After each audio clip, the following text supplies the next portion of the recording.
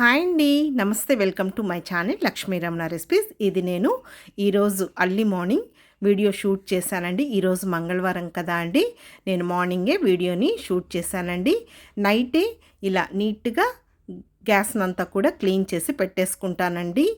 కొద్దిగా కాలిన్ వేసేసుకొని గ్యాస్ అంతా కూడా చూడండి ఈ విధంగా నీట్గా తుడిచేసి పెట్టేసుకుంటాను. అలాగే నైటే డిన్నర్ అయిన తర్వాత గిన్నెలన్నీ కూడా కడిగేసి పెట్టేసుకుంటానండి. ఇంకా మార్నింగ్ మనం కాఫీలు, టీలు, అలాగే బ్రేక్ఫాస్ట్, లంచ్ ఇవన్నీ ప్రిపేర్ చేయాలి కాబట్టి మార్నింగ్ హడావిడిగా లేకుండా ఉంటుందండి. అందుకే నైటే మనం ఈ విధంగా చేసేసి పెట్టేసుకుంటే ఈజీగా ఉంటుందండి. గరిటలన్నీ కూడా నేను ఒక గిన్నెలో సపరేట్గా వేసి పెట్టుకుంటానండి. చాకులు అవన్నీ. ఇంకా పాల ప్యాకెట్ తీసి ఒక 10 నిమిషాల ముందు బయట పెట్టేశానండి. ఇంకా ముందుగా పాల గిన్నె తీసేసుకొని పాలు పెట్టి సిమ్లో పెట్టేసుకొని కొద్దిగా ఒక గ్లాస్ నీళ్లు వేసానండి. ఇంకా సిమ్లో పెట్టేసుకొని ఈ పాలని కాంచేస్తున్నానండి. ఈ లోపల బెండకాయ ఫ్రై చేయడానికి లంచ్ బాక్స్లోకండి ఈరోజు బెండకాయ ఫ్రై చేద్దామని ఇంకా ఒక 1/2 కేజీ బెండకాయలండి. ఈ బెండకాయల్ని నీట్గా ఒక 3-4 సార్లు కొద్దిగా నీళ్ళల్లో వేసేసుకొని ఒక 5 నిమిషాలు పెట్టిన తర్వాత శుభ్రంగా కడిగేసేసుకొని ఒక హోల్స్ ఉన్న గిన్నెలో వేసేసుకొని వాటర్ అంతా డ్రైన్ చేసామంటే మనకు ఆ తడంతా కూడా ఆరిపోతుందండి. అంటే ఫస్ట్ మనం ఇలా బెండకాయల్ని క్లీన్ చేసి పెట్టేసామంటే మిగిలిన పనులు చేసేసుకోవచ్చండి. ఇంకా ఈరోజైతే నేను ఫ్రై కాబట్టి 1/2 కేజీ బెండకాయలు వేసి చేస్తున్నానండి. అదే పులుసు అయితే ఒక 1/4 కేజీ మాత్రం చేసి 1/4 కేజీ ఇంకొక రోజు బెండకాయ ఫ్రై చేస్తానండి. లేదు వంకాయలు ఉంటే వంకాయలు వేసి పుల్లగూర చేస్తాను. ఇంకా ఆ బెండకాయలంతా కూడా శుభ్రంగా కడిగేసేసానండి. ఇంకా మామూలుగా మనం పొడి క్లాత్తో తుడిచేస్తామంటే ఆ తడంతా పోతుందండి. కానీ ఇలా చేసి చూడండి, తడి అనేది లేకుండా జిగురు అనేది లేకుండా ఉంటుందండి. కడిగేసిన తర్వాత ఇలా హోల్స్ ఉన్న గిన్నెలో వేసేసుకొని ఒక 5-10 నిమిషాలు ఫ్యాన్ గాలి కింద పెట్టేసామంటే తడంతా పోతుందండి. ఇంకా నేను ఆ బెండకాయలు తీసేసుకొని ఫ్యాన్ కింద పెట్టేశానండి. ఇంకా టమాటో పప్పు చేద్దామని కాంబినేషన్ బాగుంటుందండి బెండకాయ వేపుడులోకి. ఇంకా కుక్కర్ తీసేసుకున్నాను. ఒక చిన్న గ్లాస్తో టీ గ్లాస్ అండి, ఒక 2 గ్లాసుల కందిపప్పు వేసానండి. ఇంకా ఈ కందిపప్పుని ఒకసారి శుభ్రంగా కడిగేస్తున్నానండి. ఒకసారి కడిగేస్తే సరిపోతుంది కందిపప్పుని, మరి ఎక్కువసార్లు ఏం కడగాల్సిన అవసరం లేదండి. ఇంకా ఈ కందిపప్పులో ఒక పెద్ద గ్లాస్ నీళ్లు వేసానండి. మరి ఎక్కువ వేసామంటే మనకు కందిపప్పు అనేది పొంగిపోతుందండి ఆ నీళ్ళు అనేది. కాబట్టి ఒక పెద్ద గ్లాస్ నీళ్లు వేసాను. అలాగే ఒక 1/2 టీ స్పూన్ పసుపు పొడి వేసానండి. ఒక 5 పచ్చిమిరపకాయలని డైరెక్ట్గా వేయకుండా కొద్దిగా చిన్న చిన్న ముక్కలుగా తుంచి వేస్తే ఫ్లేవర్ అనేది బాగుంటుందండి. తర్వాత ఉడికిన తర్వాత తొక్కలుగా కూడా లేకుండా ఉంటుంది అనమాట. ఒక 2 పెద్ద టమాటోల్ని చిన్న ముక్కలుగా కట్ చేసి వేసాను. ఒక పెద్ద ఉల్లిపాయ తీసుకున్నానండి. అందులో సొగము ఉడికించేటప్పుడు వేస్తున్నాను. ఆ సొగాన్ని పక్కన పెట్టేసి ఇంకా పోపులో వేస్తానండి. ఇలా ఉడికించేటప్పుడు మనం కొంచెం ఉల్లిపాయ అలాగే ఫ్రెష్గా ఉన్న కరివేపాకు వేస్తే ఆ పప్పు ఉడికేటప్పుడు అలాగే మంచి టేస్ట్ ఉంటుందండి. జస్ట్ ఒకసారి కలిపేసేసుకొని కుక్కర్కి మూత పెట్టేశానండి. మనకు టైం ఉంటే ఒక 10 నిమిషాలు కందిపప్పుని నానబెట్టుకోవచ్చండి. లేదు డైరెక్ట్గా కూడా కుక్ చేసేసుకోవచ్చు. ఈ లోపల చూడండి పాలు అనేది కాగిపోయాయన్నమాట. తీసి పక్కన పెట్టేశానండి. ఇప్పుడు పప్పు కుక్కర్ని పెట్టేశానండి. స్టవ్ వెలిగించాను. మీడియం ఫ్లేమ్లో పెట్టేసుకొని ఒక 3 విజిల్స్ వస్తే సరిపోతుందండి. ఇంకా అన్నం చేయడానికి ఇంకొక కుక్కర్ తీసుకున్నానండి. ఒకే ఒక గ్లాస్ రైస్ తీసుకున్నానండి. ఇది హాఫ్ బాయిల్డ్ లలిత రైస్ అండి. పచ్చి బియ్యం అంటాం కదా, అది కాదనమాట. రైస్ కూడా మనకు వైట్గా ఉండదండి. టేస్ట్ మనకు హాఫ్ బాయిల్డ్ రైస్, అదే ఉప్పుడు బియ్యం అంటాం కదా అండి, ఆ టేస్ట్ ఉంటుందన్నమాట. మేము రైస్ ఒక పూటే తింటామండి. అది కూడా హాలిడేస్ ఉన్నప్పుడు రాగి సంగటే ఎక్కువ చేస్తూ ఉంటాను. నైట్ అయితే మేము రైస్ తినమండి. నైట్ అయితే టిఫిన్సే ఉంటాయన్నమాట. ఇంకా ఒక 2 సార్లు కడిగేసానండి ఆ బియ్యాన్ని. ఒక గ్లాస్ రైస్కి 2.25 గ్లాస్ నీళ్లు వేసానండి. ఇప్పుడు కుక్కర్కి మూత పెట్టేసుకొని ఇంకా ఆ పప్పు మనం అదంతా చేసుకునే లోపల రైస్ని నానబెట్టేసుకోవచ్చండి. ఇప్పుడు విజిల్ పెట్టేశాను, పక్కన పెట్టేశానండి. ఒక 10-15 నిమిషాలు నానబెడతాను. టైం ఉంటే నానబెట్టుకోవచ్చు, లేదు ఒక్కొక్కసారి టైం లేనప్పుడు మనం డైరెక్ట్గా కూడా వండేసుకోవచ్చండి. ఇంకా మా ఆయన మార్నింగ్ కాఫీ తాగుతారండి. మేమైతే టీనే తాగుతామండి, మా పాప నేను. ఇది వచ్చేసి చాలా టేస్టీగా ఉంటుందండి. Continental extra instant south blend అని బ్రూ కాఫీ లాగండి. చాలా టేస్టీగా ఉంటుందండి. డీమార్ట్లో కూడా ఆఫర్లో దొరుకుతుందన్నమాట. మార్నింగ్ అయితే ఆయన అదే తాగుతారండి, ఈవినింగ్ మాత్రం టీ తాగుతారు. ఇంకా కొద్దిగా కాఫీ పొడి వేసేసాను, అలాగే కొద్దిగా షుగర్ వేసానండి. మరి ఎక్కువ తీపుగా తాగమండి, లైట్గానే వేసుకుంటాము. ఇంకా పాలు వేసేసి జస్ట్ ఒక్కసారి అలా మనం తొరిపిచ్చేస్తే వేడిగా బాగుంటుందండి. ఇంకా ఈ లోపల పప్పు కూడా విజిల్ వచ్చేసింది, స్టవ్ ఆఫ్ చేసేసాను. చూడండి, ఈ బెండకాయలు కూడా వాటర్ అంతా లేకుండా, అంటే క్లాత్తో తుడచకుండానే అంత తడంతా కూడా ఆరిపోయిందండి. ఇంకా ఆయనకి కాఫీ ఇచ్చేసానండి. ఇంకా నాకు మా పాపకి అల్లం వేసేసుకొని టీ పెట్టేసుకుంటానండి.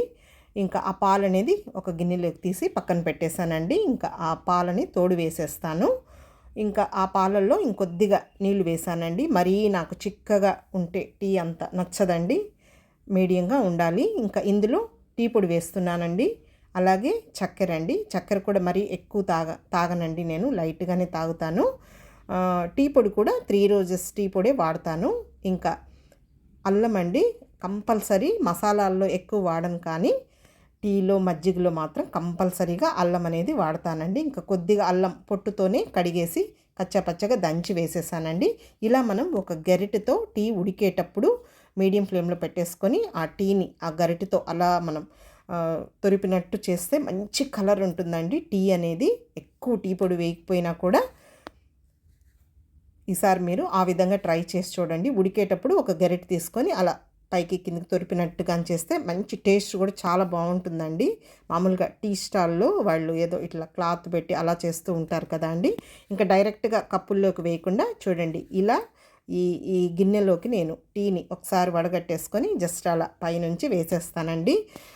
మనకు టీ కప్పుల్లో వేస్తూనే కూడా చల్లగా అయిపోయినట్టు ఉంటుందండి. అందుకని మనం ఎక్కువ సార్లు టీని తొరపకుండా ఇలా ఒక గిన్నెలోకి తీసేసుకొని జస్ట్ ఒకసారి అలా పైనుంచి వేసేస్తే సరిపోతుందండి. ఇలా నురగా వస్తే వేడిగా బాగుంటుందండి టీ అనేది. ఇంకా మా పాపకి ఇచ్చేసానండి.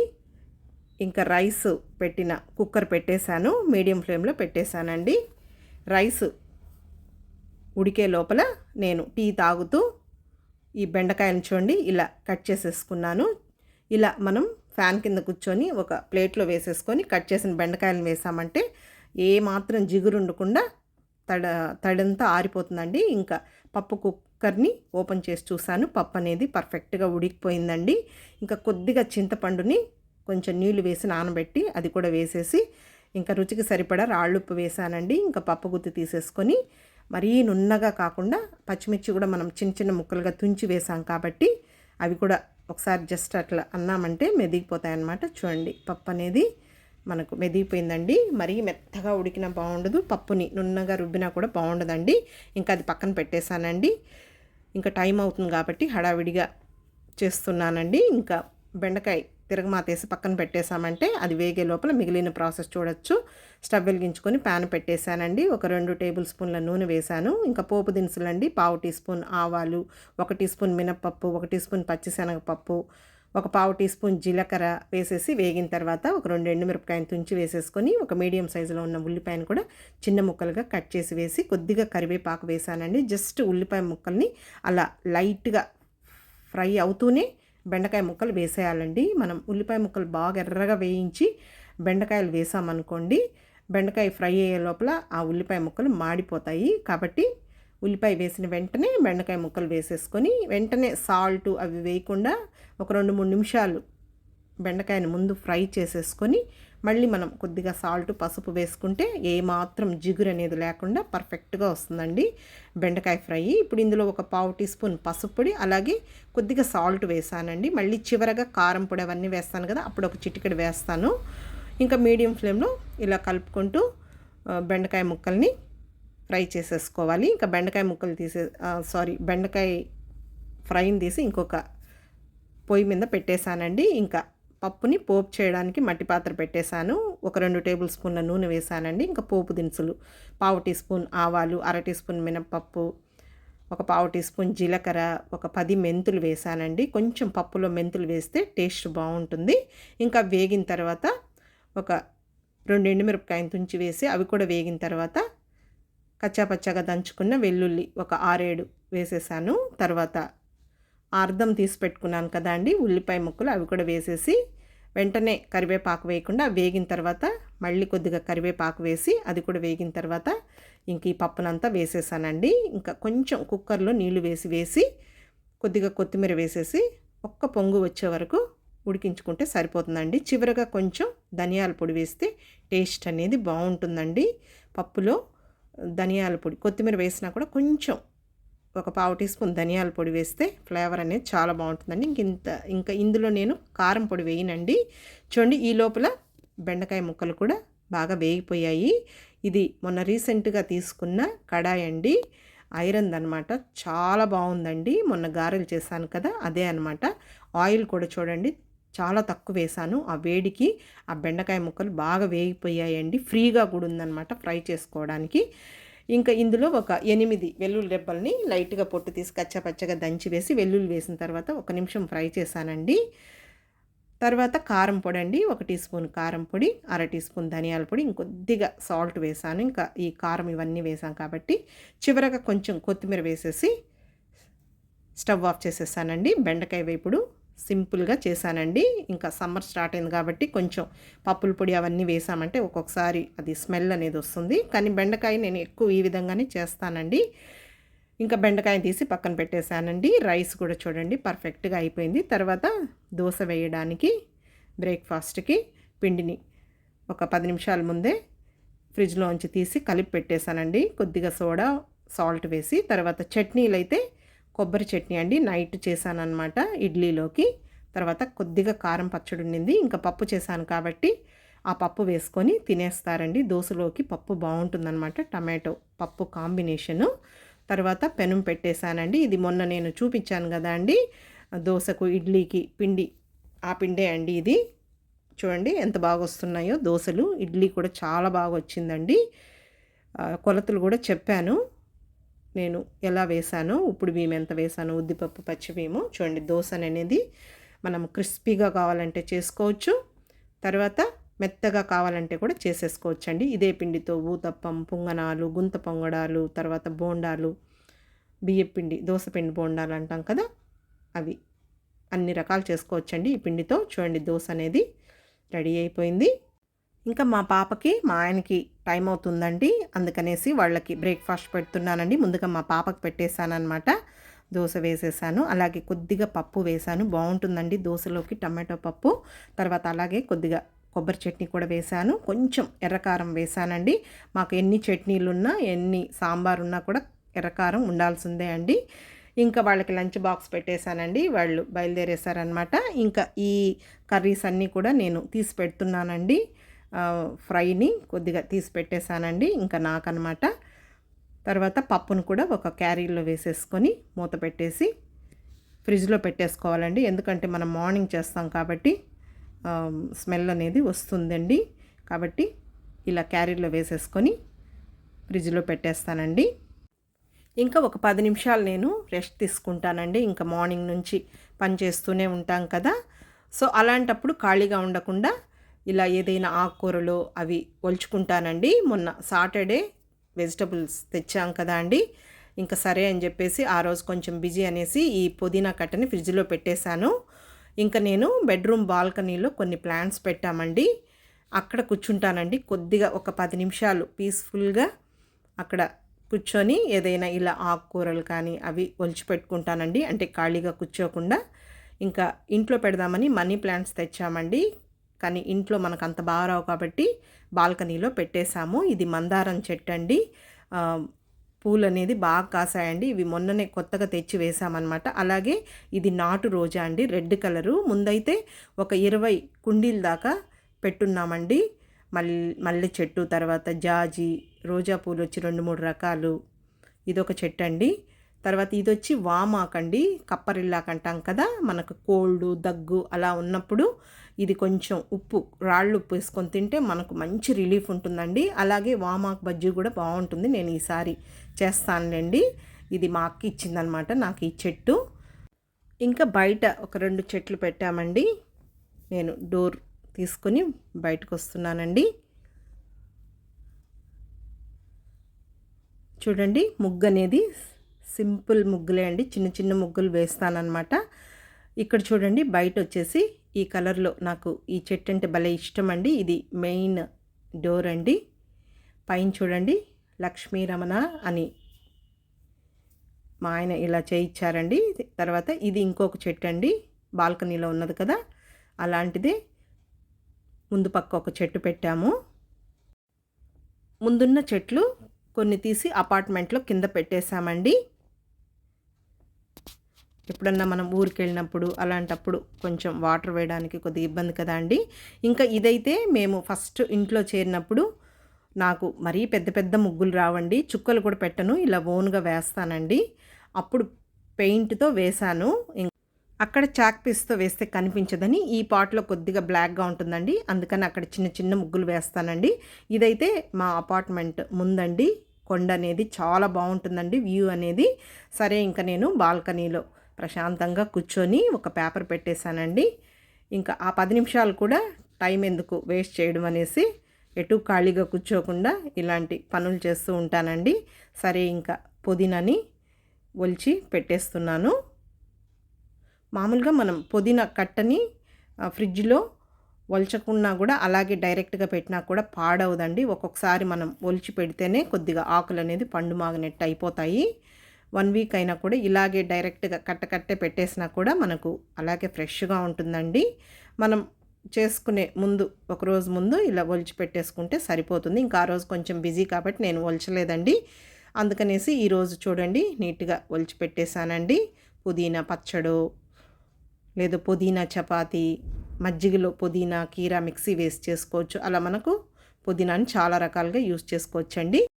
ప్రతి వీక్ కూడా నేను కరివేపాకు దండిగా ఉంటుంది కదా అండి, ఒక్క ఆకును కూడా వేస్ట్ చేయనండి. ఆ కరివేపాకుని శుభ్రంగా కడిగేసి ఒక క్లాత్ మీద వేసేసి ఫ్యాన్ గాలి కింద ఒకరోజు ఆరబెట్టేశానండి. ఎండలో పెట్టామంటే మనకు కలర్ అనేది చేంజ్ అయిపోతుందండి. అందుకని నేను వీక్కి ఒక్కసారి కరివేపాకు పొడి అనేది కంపల్సరీగా చేస్తూ ఉంటానండి. ఇంకా కరివేపాకుని పొడి చేద్దామనేసి తీసుకున్నానండి. ఇప్పుడు స్టవ్ వెలిగించుకొని ప్యాన్ పెట్టేశానండి. ఒక గుప్పెడు ధనియాలు వేసానండి. ధనియాలు వేస్తే టేస్ట్ అనేది బాగుంటుంది, ఆరోగ్యానికి కూడా చాలా మంచిదండి. అలాగే 1 టేబుల్ స్పూన్ జీలకర్ర, ఒక 1/2 టీ స్పూన్ ఆవాలు వేసి కొద్దిగా ఆయిల్ వేసానండి. మామూలుగా కరివేపాకు పొడిని కూడా చాలా డిఫరెంట్ స్టైల్లో చేసుకోవచ్చండి. నేను ఒక్కొక్కసారి ఒక్కొక్క విధంగా చేస్తూ ఉంటాను, కానీ ఎక్కువ ఈ విధంగా సింపుల్గా చేస్తూ ఉంటానండి. కొద్దిగా ఆయిల్ వేసామంటే అవన్నీ మాడకుండా వేగుతాయి. అవన్నీ వేసిన తర్వాత ఒక 2 నిమిషాలు ఫ్రై చేసిన తర్వాత మళ్ళీ మనం చివరగా ఎండుమిరపకాయలు వేసుకోవాలండి. ముందే వేసామంటే ఎండుమిరపకాయలు వేగిపోతాయి అన్నమాట, మాడిపోతాయి. ఎండుమిరపకాయలను కూడా డైరెక్ట్గా వేయకుండా తుంచి వేసుకున్నామంటే అందులో ఉన్న ఆ విత్తనాలు కూడా వేగి మనకు కమ్మగా ఉంటుందండి. ఇక్కడైతే నేను ఒక పెద్ద కట్ట కరివేపాకుకి ఒక 7 ఎండుమిరపకాయలను వేసానండి. ఇంకా వేగినాయి తీసి ఒక గిన్నెలోకి తీసేసుకున్నాను. ఇందులో కొద్దిగా చింతపండు వేసానండి. ఇంకా వేడికి సరిపోతుంది, అదేం ఫ్రై చేయాల్సిన అవసరం లేదు. ఇంకా ఈ కరివేపాకును కూడా ఫ్రై చేసేసుకోవాలండి.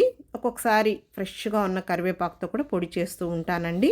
లేదు ఇలా ఒక రోజంతా కూడా కరివేపాకుని ఫ్యాన్ గాలి కింద ఆరబెట్టి అలా కూడా చేస్తూ ఉంటానండి. ఒకప్పుడు అమ్మమ్మలు నానమ్మలు ఎండు కరివేపాకుతోనే ఎక్కువగా పొడించేసేవాళ్ళు కదా అండి. ఇంకా ఆ కరివేపాకులో కూడా ఒక చుక్క నూనె వేస్తే మనకు మాడిపోయినట్లు లేకుండా బాగుంటుందండి. ఒక 2-3 నిమిషాలు మీడియం ఫ్లేమ్లో పెట్టేసుకొని ఇలా కలుపుకుంటూ ఫ్రై చేసేసుకోవాలి. ఇప్పుడు వేగిపోయిందండి, స్టవ్ ఆఫ్ చేసేసానండి. ఇంకా ఇదంతా కూడా ఒక ప్లేట్లోకి తీసేసుకొని చల్లారబెట్టుకోవాలి. కరివేపాకు పొడి మనకు ఆరోగ్యానికి చాలా మంచిదండి. వెయిట్ లాస్ కావాలనుకున్న వాళ్ళు, తర్వాత రోజు కూడా మనం అన్నం తినే మొదటి ముద్ద కరివేపాకు పొడి తింటే అంత ఆరోగ్యానికి మంచిదండి. జుట్టు పెరుగుదలకు కూడా మంచిదన్నమాట. అవి చల్లారే లోపల ఇంకా ఇవి దోస పండ్లండి. మేమైతే రాయలసీమ సైడు దోస పండ్లు అంటాము, కొంతమంది కర్బూజా అంటారండి. మీరేమంటారు కామెంట్ చేయండి.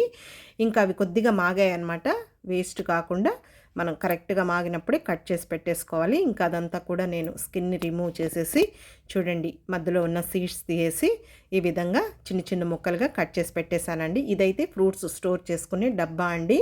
మామూలుగా పప్పాయ కానీ గ్రేప్స్ కానీ ఇలాంటి ఫ్రిడ్జ్లో మనకు ఎక్కువ స్పేస్ ఆక్రమించకుండా ఇలాంటి పొడవైన డబ్బాల్లో వేసి పెట్టేస్తానండి. ఇంకా ఈవినింగ్ పాప కాలేజ్ నుంచి వచ్చిన తర్వాత రోజు ఏమి స్నాక్స్ చేయనండి. ఒక్కొక్కసారి ఇలా ఫ్రూట్స్ కూడా పెట్టేస్తాను. తర్వాత ఎవ్రీడే కూడా లంచ్ బాక్స్లో కూడా ఫ్రూట్స్ పెట్టి పంపిస్తానండి. ఇంకా నా ఫేవరెట్ అండి ఈ ఫ్రూట్ అయితే.